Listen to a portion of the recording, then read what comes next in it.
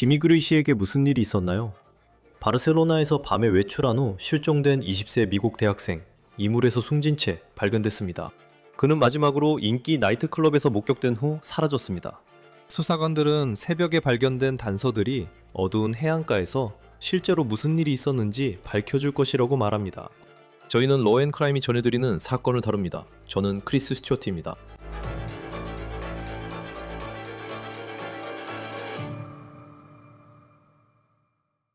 지미 그레이시는 5형제 중 맏아들이자 사랑받는 아들이며 남을 돕는 것으로 잘 알려진 사교 클럽 회원이었습니다. 하지만 이제 스페인 당국은 그가 봄방학 동안 해외에서 밤을 보낸 후 어떻게 그렇게 미스터리한 상황에서 사망할 수 있었는지 이해하려고 하고 있습니다.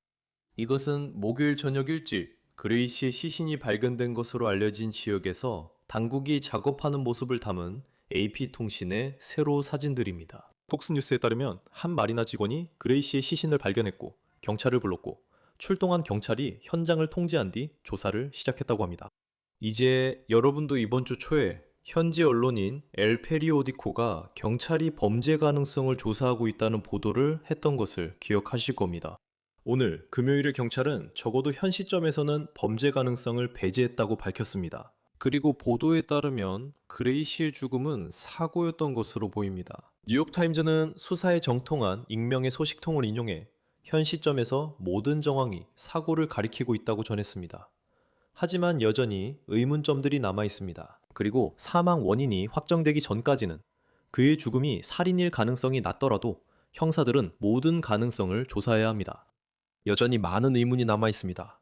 오늘 금요일에는 감시 카메라에 포착된 새 정보가 들어오고 있으며 이 영상들이 그레이시가 물에 빠진 경위를 당국이 파악하는 데 도움이 되고 있습니다.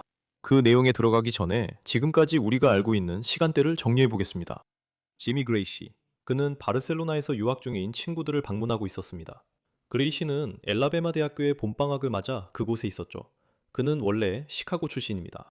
그리고 월요일 밤 그가 함께 있던 일행은 바르셀로나의 유명한 나이트클럽에 가기로 결정했습니다. 이것은 그날 밤에 찍은 지미의 사진이라고 그의 어머니가 말씀하셨습니다. 이제 그 나이트클럽은 쇼코로 바르셀로나 해변 옆에 있습니다. 매우 인기 있고 수상한 곳이 아니며 세계 최고 나이트클럽 중 하나로 선정됐습니다. 이곳은 많은 이들이 아는 장소입니다. 그리고 내부 사진을 보면 사람들이 어깨를 맞대고 있을 정도로 붐비는 곳인데 현재로서는 지미의 일행이 몇 명이었는지 그리고 그날 밤 나이트클럽에서 누군가를 만났는지는 확실하지 않습니다. 어떻게 된 일인지 밤이 계속되면서 그레이시가 그의 일행과 떨어지게 됩니다. 그리고 그레이시가 더 오래 남기로 결정해서 사람들이 집에 돌아가던 중이었는지 아니면 그와 함께 온 사람들과 떨어지게 된 무슨 일이 있었는지는 확실하지 않습니다. 그가 마지막으로 목격된 것은 화요일 새벽 3시쯤이었습니다. 그의 일행은 머물고 있던 에어비앤비로 돌아갈 수 있었습니다. 지미의 어머니는 페이스북에 아들이 실종되었다는 글을 올렸고 누군가 그가 어디 있는지 알기를 바라며 그의 사진도 함께 올렸습니다. 지미의 가족들은 이번 주에 바르셀로나로 날아가 수색을 도왔습니다. 해외에서 공부하는 미국 학생들을 위한 페이스북 그룹에서는 지미의 사진을 인터넷 전역에 공유했습니다. 지미가 실종된 바르셀로나 지역에는 실종자 전단지가 붙어 있었습니다. 이 나이트클럽은 바르셀로나의 해변 바로 옆에 위치해 있습니다. 해변 바로 옆이지만 파도가 거센 지역은 아닌 것으로 보입니다. 상대적으로 평화로워 보이는 곳입니다. 마리나와 선착장, 방파제가 있고 물가에는 CCTV도 설치되어 있는 곳입니다. 이것은 스카이라인 웹캠에서 촬영한 마리나의 웹캠 화면 캡처로 지미의 시신이 발견되었다고 알려진 곳 근처입니다. 지미의 시신 발견 전 경찰은 2가지 주요 단서를 갖고 있었고 하나는 그의 휴대전화였습니다. 경찰이 그 휴대전화를 소지하고 있으며 지미 가족은 경찰이 체포자에게서 압수했다고 전했습니다. 그리고 우리는 아직 그 사람이 체포된 경위에 대해 알지 못합니다. 그 사람이 어떻게 지미의 휴대전화를 갖게 되었을까요? 경찰은 어떻게 그 휴대전화를 찾았을까요? 그리고 어떻게 그 휴대전화가 실종된 미국인과 관련이 있다는 것을 알았을까요? 그리고 또 다른 중요한 증거는 지미의 지갑이었습니다. 보도에 따르면 그의 시신이 발견되기 몇 시간 전에 물에 떠 있는 채로 발견됐다고 합니다. 지미의 사망 원인이 무엇인지 그리고 독성 검사에서 어떤 결과가 나올지는 아직 불분명합니다. 이번 금요일에 새로운 정보가 들어올 예정입니다. 스페인에 있는 엘파이스라는 언론사가 있는데 이 매체는 보안 카메라 영상에 지미가 혼자 부두 쪽으로 걸어가는 모습이 찍혔다고 보도하고 있습니다. 그리고 보도에 따르면 이 카메라 영상에는 그가 물에 빠지는 장면이 담겨 있다고 합니다. 그의 시신이 발견된 것으로 알려진 마리나는 나이트클럽 바로 옆에 위치해 있습니다. 그 영상은 아직 공개되지 않았고 스페인 경찰도 엘파이스 언론이 내놓은 이 정보에 대해 언급하거나 확인하지 않았습니다. 이 이야기는 모든 부모가 가장 두려워하는 악몽임에 틀림없습니다. 그리고 지미의 시신이 발견된 후 지미의 가족은 이 엄청나게 힘든 시기에 우리 가족에게 보여주신 친절과 관심에 진심으로 감사드립니다. 라는 성명을 발표했습니다. 우리는 지금 서로를 돌보는 데 집중하고자 언론 인터뷰를 잠시 중단하기로 했습니다. 우리의 사생활을 존중해 주시고 우리 가족을 생각과 기도 속에 담아 주셔서 감사합니다. 가능할 때 소식을 전해드리겠습니다. 안타깝게도 이번 사례처럼 가족이 이렇게 가슴 아픈 불확실성을 겪게 된 것이 이번이 처음이 아닙니다. 여러분은 작년에 미국 대학생 수딕샤 코난키가 도미니카 공화국에서 봄방학을 보내던 중 실종됐던 일을 기억하실지도 모릅니다. 그녀는 이른 아침 올 인클루시브 리조트에서 한 남학생과 해변에 갔다가 사라졌습니다. 그 남학생은 도미니카 당국에 의해 구금되었지만 곧 풀려나 미국으로 돌아갈 수 있었습니다. 그리고 당국은 코난키의 죽음이 사고였다고 보고 있습니다. ABC 뉴스에 따르면 당국은 그녀가 익사했다고 보지만 시신은 발견되지 않았다고 합니다. 이 사건은 또한 2024년 내슈빌에서 친구들과 밤을 보낸 후 실종된 대학생 라일리 스트레인 사건을 떠올리게 할 수도 있습니다. 스트레인의 시신은 실종된 지 2주 후 강에서 발견되었고 사인은 익사와 에탄올 중독으로 판명되었습니다. 그의 혈중 알코올 농도는 법적 기준치의 거의 3배에 달했습니다. 그의 사망 원인은 사고사로 확인됐습니다.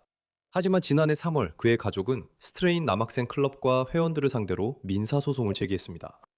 그 소송은 스트레인의 남학생 클럽 회원들이 라일리에게 음주를 강요했고 그가 심하게 취한 후에도 돌보지 않았다고 주장했습니다. 판사는 지난해 12월 가족의 소송을 기각했습니다. 지미 그레이시가 관련된 이번 사건에서 민사소송이 제기될지는 아직 알 수 없지만 이번 상황 역시 상상하기 힘들 정도로 큰 슬픔에 빠진 가족의 또 다른 사례입니다.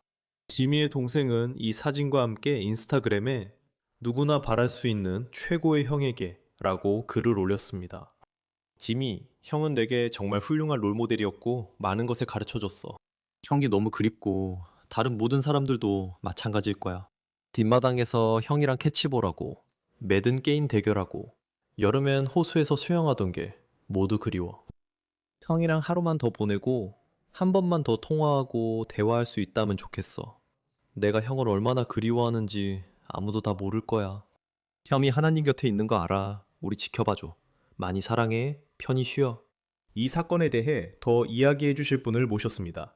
잭슨빌 주립대 응용 법의학 교수이자 법의학 사망조사관, 유튜브 바디백스 진행자입니다. 조셉 스콧 모건 교수님, 늘 함께 해주셔서 감사합니다. 오늘은 이 가족이 생각납니다. 정말 악몽 같은 일이죠. 무슨 일이 있었는지에 대한 정보가 조금씩 들어오고 있습니다. 시신이 발견된 것도 알고 있고요. 경찰은 범죄 가능성을 배제하며 결론에 빠르게 도달했습니다. 이 시점에서 여전히 가지고 계신 질문들은 어떤 것들이 있나요? 여기 문제가 있습니다. 그리고 아마도 잘 모르겠지만 제가 시간 순서를 혼동하고 있을 수도 있습니다. 하지만 그중 하나는 제가 현장에서 사망 조사관으로 일하면서 부검이 실시되기 전에 범죄 가능성을 배제한 적은 한 번도 없었다고 말씀드릴 수 있습니다. 그 발언은 유해가 수습되자마자 바로 나왔습니다. 현장에 있는 누구도 그런 발언을 할 자격이 없으며 반드시 법의 병리학자가 해야 합니다. 알겠습니다. 왜냐하면 전혀 모르는 상태이기 때문입니다. 그건 내부에서 일어날 수 있는 모든 걸 배제하는 겁니다. 그걸 현장에서 어떻게 평가하겠습니까? 그래서 그게 큰 부분이라고 생각합니다. 또한 우리는 독성학적인 관점에서 그의 체내에 어떤 성분이 남아 있었는지 알지 못합니다. 혈액, 소변, 담즙, 유리체까지 모든 것 말이죠. 그리고 위 내용물도요. 그것도 반드시 평가해야 하니까요. 그래서 그런 부분들을 살펴보고 이해하려고 하는 거죠. 이 젊은 남성이 물에서 발견된 상황의 역학을 이해하려고 하는 겁니다. 그 전에 무슨 일이 있었던 걸까요? 시신을 발견하는 것도 중요한 일이죠. 그리고 그를 찾아냈다는 점이 다행이라고 생각합니다. 하지만 저는 그가 이 클럽에 가기 전, 그리고 물에 빠지기 전까지 그 몇 분, 그리고 몇 시간 동안 무슨 일이 있었는지 알고 싶습니다. 저는 추측을 피하려고 합니다. 미국에서 타살이라는 용어가 한 가지 의미라면 스페인에서는 다를 수 있어 번역 과정에서 의미가 잘못 전달될 수 있음을 알고 있습니다. 예를 들어 이 언론사 엘파이스에 따르면 실제로 그가 혼자 부두를 걷다가 물에 빠지는 영상이 있다면 그들은 이것으로 범죄 행위는 배제된다. 그는 그냥 물에 빠진 것이다. 라고 말할 수 있습니다. 그렇다고 타살이 배제되는 건 아닙니다. 체내에 어떤 성분이 있었는지 우리는 모르니까요.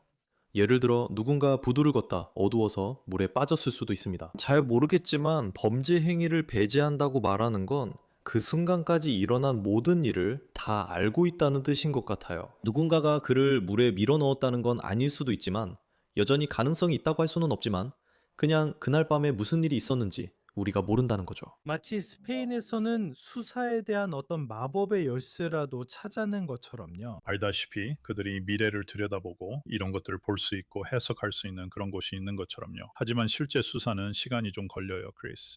잘 아시겠지만 크리스, 당신도 오랫동안 사건들을 취재해 왔으니까요. 모든 일에는 과정이 있고 그 과정은 체계적입니다. 그래서 우리가 과학에 기반을 두는 거죠. 이건 범죄 과학이고 법의학입니다. 그리고 이런 답들은 즉석에서 나오는 게 아닙니다. 시간이 걸립니다. 이런 일은 시간을 두고 차근차근 진행해야 합니다. 그래서 사람들이 이런 식으로 말하기 시작하고 우리가 듣고 있는 이런 주변의 잡음들이 있을 때 저는 정말 문제가 있다고 생각합니다. 제 말은 맙소사 그 아이의 휴대폰이 다른 사람의 소지품에서 발견됐고 실제로 그 휴대폰을 회수한 체포가 있었다고 말하고 있습니다. 이걸 어떻게 설명할 수 있습니까? 그의 지갑도 그에게서 발견되지 않았습니다. 저는 시신을 물에서 건져 올리는 일을 많이 해봤습니다. 그리고 많은 경우 지갑 같은 물건들은 오히려 사망자의 주머니 안에 더 단단히 붙어 있게 됩니다. 혹시 지갑이 꺼내져서 뒤져진 다음에 버려진 건 아닐까요? 지갑에서 뭐가 빠져 있었나요? 신분증이나 신용카드는 있었나요? 현금이나 유로화를 가지고 다니는 걸로 알려져 있었나요? 스페인에서는 유로를 사용하니까요. 혹시 미국 달러도 가지고 있었나요? 그리고 그의 여권은 어디에 있나요? 저도 그게 궁금합니다. 그의 여권이 그 사람에게 있었나요? 다른 사람은 몰라도 저는 해외 여행을 할 때는 절대 여권 없이 다니지 않거든요. 항상 가지고 다닙니다. 그래서 여기서 우리가 이해해야 할 게 훨씬 더 많다고 생각합니다. 너무 성급하게 결론을 내리기보다는 말이죠. 유가족은 이보다 더 많은 정보를 받을 자격이 있고 과학적인 근거가 뒷받침되어야 합니다. 네, 맞아요. 의심의 여지 없이요. 그리고 과학적인 부분에 대해서 말씀드리자면 그의 시신은 마지막으로 목격된 게 화요일 새벽 3시였습니다. 다음날 화요일 아침 모두가 지민은 어디 있지? 라며 찾기 시작했고 수색 끝에 그의 시신이 발견됐습니다. 바르셀로나의 목요일 이른 저녁이었습니다. 볶음물 검사로 체내에 어떤 성분이 있었는지 알아내야 할 텐데 시신이 그렇게 오랜 시간 물속에 있었어도 여전히 독극물 검사가 가능한가요? 누군가 사망했을 때 그 사람의 몸에 무엇이 있었는지 알 수 있나요? 네, 물론입니다. 사실 그보다 더 오래된 경우에도 가능합니다. 법의학 독성학의 관점에서 보면 이틀은 그리 긴 시간이 아닙니다. 충분히 검사할 수 있는 기간이죠. 모든 것은 상황에 따라 다릅니다. 그리고 저도 궁금한 게 있는데요, 크리스. 그들의 독성 검사 결과가 나오는데 걸리는 시간은 얼마나 되나요? 그들이 이 결과를 얼마나 빨리 받아보려고 동기부여가 되어 있는지도 궁금합니다. 왜냐하면 미국에서는 흔히 표준 법의학 패널이라고 불리는 검사를 진행해서 남용 약물 종류를 전부 검사하거든요. 거기에는 오피오이드부터 코카인 대사물, 암페타민 등 모든 종류의 약물이 포함됩니다. 그리고 아마도 비슷한 방식일 거라고 생각합니다. 하지만 제가 정말 궁금한 한 가지가 있습니다. 데이튼 강간, 약물 같은 것들도 검사할 건가요? 로이프놀 같은 약물과 그와 비슷한 종류의 것들을 생각하게 됩니다. 안타깝게도 우리는 수년 동안 술집에서 마신 음료에 그런 약물이 섞인 사례들을 봐왔죠. 이건 우리가 처음 다루는 주제가 아니며 사람들도 이미 여러 번 들어봤습니다. 하지만 이건 복잡한 문제입니다. 가족이 당장 달려가서 해결할 수 있는 일이 아니기 때문이죠. 예를 들어 그들은 시카고 인근 지역 출신입니다. 그래서 쿡 카운티 검시관 사무실에 직접 가서 법의학자와 대화할 수 있는 상황이 아닙니다. 그들의 자녀는 스페인에 있습니다. 알겠습니다. 그렇다면 누가 그들을 위해 목소리를 내줄까요? 그리고 우리는 이것을 알고 있습니다. 왜냐하면 수년 동안 해외에서 사망한 우리 시민들이 많았기 때문입니다. 그리고 국무부를 통한 연락 담당자가 있습니다. 일반적으로 국무부 근처에는 FBI 요원이 있습니다. 그곳에 상주하는 요원과 같은 존재입니다. 그리고 크리스, 솔직히 저는 그 사람이 현장에 있어 아이의 유해와 함께 있기를 바랍니다. 저는 그를 아이로 부르고 있습니다. 그는 성인이지만 유해가 그곳에 있어 가족을 위해 목소리 낼 사람이 필요합니다.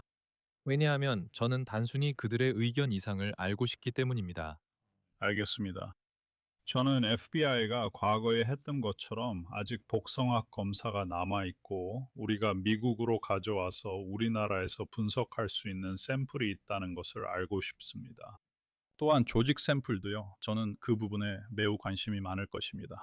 저는 가족이 그것에 접근할 수 있을지 알고 싶습니다. 그리고 다시 한번 저는 나탈리 할로웨이 사건만 언급하면 됩니다. 제 말은 그 사건을 예로 들 수 있죠. 그리고 그녀가 해외에 있고 휴가 중이라는 점에서 비슷한 상황이죠. 알겠습니다. 그리고 그건 아주 오랫동안 계속됐어요. 그리고 분명히 아루바는 스페인이 아니지만 스페인도 미국은 아니죠.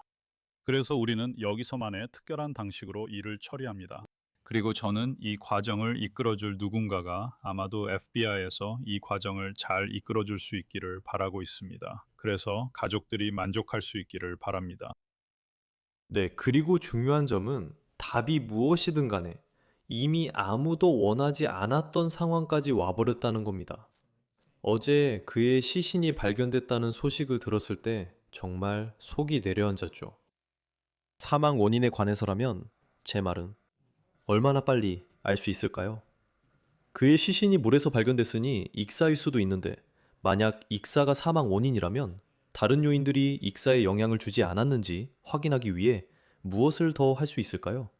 그러니까 익사가 가장 먼저 고려되는 거죠. 만약 익사가 부검 결과로 나오는 주요 사망 원인이라면 익사와 함께 어떤 다른 가능성들이 있을 수 있을까요? 여기서 가장 중요한, 그러니까 핵심은 분명히 익사일 겁니다. 그건 부검에서 바로 확인할 수 있는 부분이죠. 우리는 폐를 살펴볼 겁니다. 실제로 우리는 익사와 관련해서 뇌도 살펴볼 겁니다. 그건 표준 절차입니다. 문제는 그가 어떻게 익사했느냐는 겁니다. 알겠죠? 그가 술에 취해서 우연히 물에 빠져 익사한 건가요? 그리고 이건 간접 증거와 관련이 있는데 그가 술에 취해서 누군가가 그에게 해를 끼치려고 해서 익사한 건가요? 그리고 익사는 이 큰 물가 근처에 있었고 어두웠기 때문에 쉽게 유도할 수 있었던 거죠. 그는 이 상황에서 방향 감각을 잃은 상태였고요. 그에게 뭔가 먹이고 부두에서 밀었나요? 그리고 해가 질 때나 맙소사 밖이 어두울 때 물에 들어가 본 사람이라면 누구나 아주 빠르게 방향 감각을 잃는다는 걸 알 거예요. 그리고 우리는 여전히 이해하지 못하고 있어요. 왜냐하면 그가 부두에 있었다, 해변에 있었다, 영상이 있었다, 누군가와 함께 있는 모습이 보였다, 누군가와 함께 있지 않은 모습이 보였다 등 여러 가지 이야기를 듣고 있기 때문이죠. 그래요. 그리고 이 모든 정황적인 사건들이 이 사건을 더욱 복잡하게 만들고 있어요. 그리고 아시다시피 또 다시 번역 과정에서 뭔가 빠졌을 수도 있지만 저는 우리가 이 모든 문제에 대해 명확해지길 바라고 있어요. 이게 바로 수사의 총합입니다. 이건 단순히 부검이나 독성 검사만의 문제가 아닙니다. 모든 정황 정보가 포함되어 있습니다.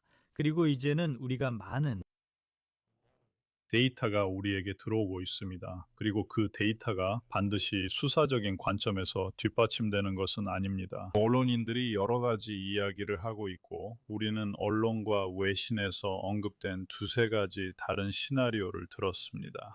그래서 저는 진짜 사실이 무엇인지 알고 싶습니다. 그리고 우리가 어떤 결론에 도달할 수 있기를 바랍니다. 네, 그리고 아시다시피 이번 주 초에 한 신문에서 범죄 가능성이 있다는 보도가 나왔습니다. 시신 발견 전부터 범죄 가능성이 바로 배제됐습니다. 대체 무엇 때문에 그런 보도가 나왔던 걸까요? 보도에 따르면 그는 홀로 부두를 걷고 있었다고 합니다. 이후 어떻게 일행과 떨어졌는지 궁금해집니다. 외국 바르셀로나에서 있었던 일입니다. 제 말은 아마도 거리를 걷다 보면 봄방학을 맞은 다른 미국 학생들도 볼 수 있을 거예요. 바르셀로나는 정말 많은 사람들이 유학을 가거나 봄방학을 보내러 가는 그런 곳 중 하나입니다. 그리고 그 나이트클럽도 마찬가지로. 바르셀로나는 국제적인 도시이긴 하지만 어떤 면에서는 아마 집처럼 느껴졌을 거라고 확신해요. 하지만 어떻게 그런 식으로 일행과 떨어지게 된 걸까요? 당시 상황이 어땠을까요? 그리고 나서 그가 화요일에 실종되고 나중에 그의 시신이 마리나의 부두, 아마도 바르셀로나에서 매우 인기 있는 지역에서 발견된 사실에 대해 어떻게 생각하세요? 사람들이 많은 곳에서 시신이 발견되기까지 70, 48, 72시간이나 걸린 것에 대해 어떻게 생각하세요?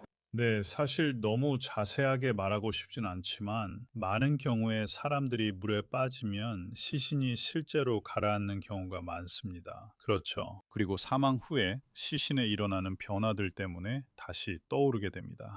그런 요소가 작용합니다. 그리고 다시 말씀드리지만 사망 후 많은 시간이 지난 건 아닙니다. 저는 법의학자로서 저희 관점에서 말씀드린 겁니다. 또 다른 점은 이곳이 일종의 보호된 구역이라는 겁니다. 제 눈에는 적어도 제가 보고 있는 바로는 이곳이 항만 지역처럼 보입니다. 하지만 여전히 밀물과 썰물과도 싸워야 합니다. 그리고 그것도 영향을 미칩니다.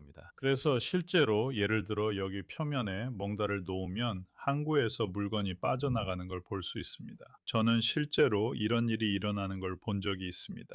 그리고 항구 안에 어느 정도 갇혀 있거나 남아 있는 것들도 있습니다. 그것들은 조수의 흐름이나 조수의 끌림에 어느 정도 저항합니다. 저는 그들이 살펴봐야 하며 저희라도 그렇게 할 겁니다. 저는 뉴올리언스에서 경력을 시작했기 때문에 조수와 그것이 시신이 어디에 도달하는지에 어떤 영향을 미치는지 이해하려고 많이 노력했던 일입니다. 또한 수면 아래와 물속으로 들어가면 만약 잔해물이 있다면 그 바로 근처 지역에서 우리는 남부에서도 이런 걸 볼 수 있습니다. 큰 호수나 사람들이 놀러 가는 호수에서 사람들이 물속 잔해에 걸려 있는 경우가 있죠. 물속 잔해에 걸려 있는 겁니다. 그리고 어쩌면 조수가 들어오면 시신이 풀려서 수면 위로 떠오를 수도 있습니다. 그러니까 실제로 그를 처음 발견한 건 어떻게 된 거죠? 처음으로 그를 본 사람이 누구였나요?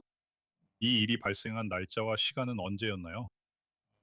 그리고 보니까 다이빙 팀이 정말 훌륭하게 일을 해낸 것 같아요. 그들은 수색 작업을 하러 나갔지요. 모두가 힘을 합쳐서 하는 일이라는 걸 알 수 있습니다. 실제로 그를 찾고 있었어요. 그들이 이 일을 대충 하는 건 아니에요. 아니요. 하지만 그들도 이 젊은 남성을 찾기 위해 정말로 노력하고 있어요. 하지만 그 다음에 벌어지는 게 문제예요. 이게 그들의 법의학 전문가들과 수사관들에게 어떻게 해석될지 궁금하네요. 다시 말하지만 모든 증거와 정황 전체가 중요한 역할을 하게 될 거라고 생각합니다. 지금 만들어지고 있는 여러 혼란과 다양한 이야기들 때문에 이 사건이 곧 뉴스에서 사라질 것 같지는 않습니다. 누군가는 나서서 명확하게 해야 합니다. 그리고 여기서 상황을 명확히 하는 건 특히 가족을 위해서요. 이건 저나 당신에 관한 문제가 아닙니다. 이건 정말 가족에 관한 일이고 누가 그들을 위해 목소리를 내줄 것인가에 대한 문제입니다.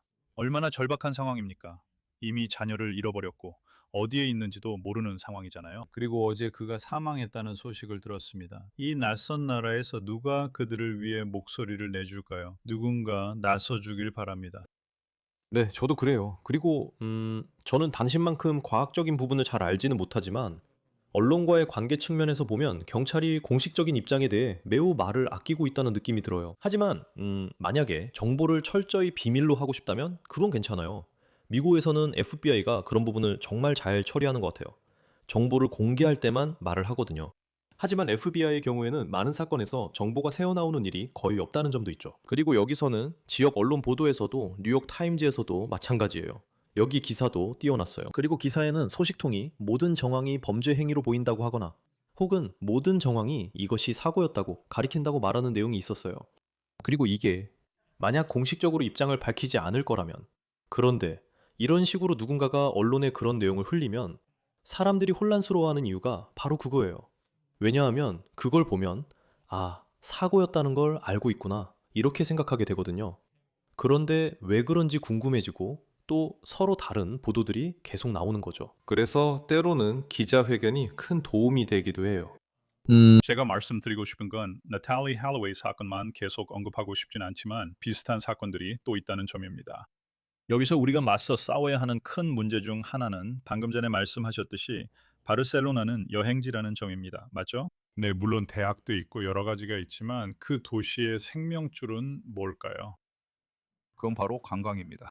맞아요. 그리고 그 산업에 타격을 줄 만한 어떤 일이든 그들은 그렇게 하려고 하지 않을 거예요. 그들은 환경에 대해 나쁜 이미지를 만들고 싶어 하지 않아요. 알다시피 피해자를 탓하는 건 정말 쉬운 일이겠죠. 아니면 모든 걸 다 공개하지 않아서 모두가 그 역학관계를 이해하지 못하게 하는 것도요. 그들은 알다시피 그 지역에 소매치기가 몇 명이나 있는지 공개적으로 이야기하지 않을 거예요. 그들은 미국인이나 그곳에 나타나는 다른 외국인들이 어떻게 약탈적인 범죄자들에게 표적이 되는지에 대해서는 이야기하지 않을 거예요. 왜냐하면 우리는 군중 속에서 확실히 눈에 띄니까요. 보세요. 우리는 나타날 때 옷차림과 말투가 확연히 다릅니다.